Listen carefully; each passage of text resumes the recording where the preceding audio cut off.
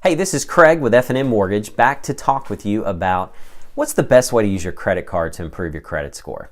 You may have heard that having a credit card is important as it relates to your credit score, and I would say that's definitely a true statement.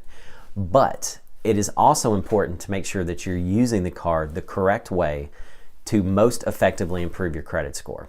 So, what's the best way to use your credit card to improve your credit score? This is very simple. It may shock you. Just don't use the card. So what I mean by that? I mean literally, don't use the card.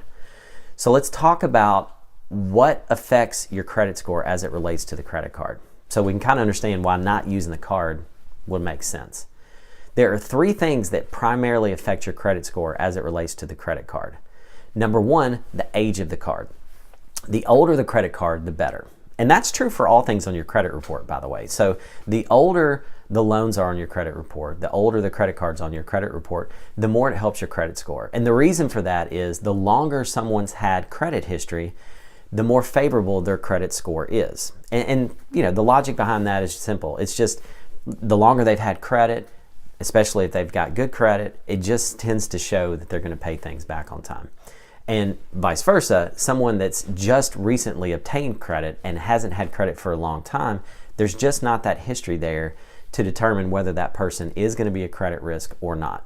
So again, first factor is the older the credit card, the better it helps your credit.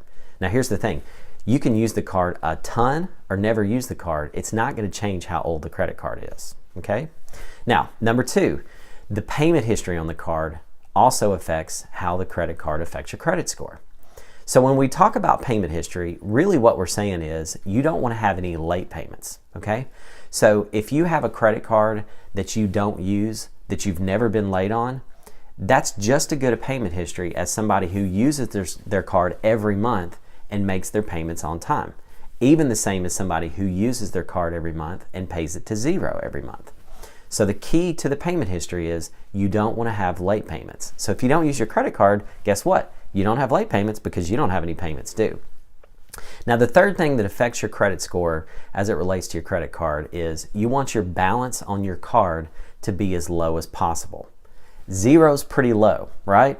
So that's why we say don't use the credit card. So what's the logic behind that? Well, if someone has a $1,000 credit limit and they constantly owe $900 on the credit card, that could be a situation to where they're having trouble making their payments. And you have to remember something. Credit scores are done by computers. They don't have feelings. So it's a very black and white process on how your credit score is comprised. So you want your balance to be as low as possible. So again, it goes back to if you don't use your credit card, your balance is going to be as low as you can possibly get it. Okay? Now one caveat I will throw in there is eventually, if you don't use a card, the credit card companies may cause that card to go inactive, and then it doesn't really score for your credit score at all. So what I recommend people do is every 6 months or so, just use the credit card, buy $10 gas, and then turn around and pay it back to zero. And then 6 months down the road, buy $10 worth of gas, and then turn around and pay it to zero. That keeps the card from going inactive, but it also keeps you in the best spot possible to have that credit card improve your credit score. If you have any questions, you're always welcome to give me a call. My number is 615-498-5626. Thanks for listening.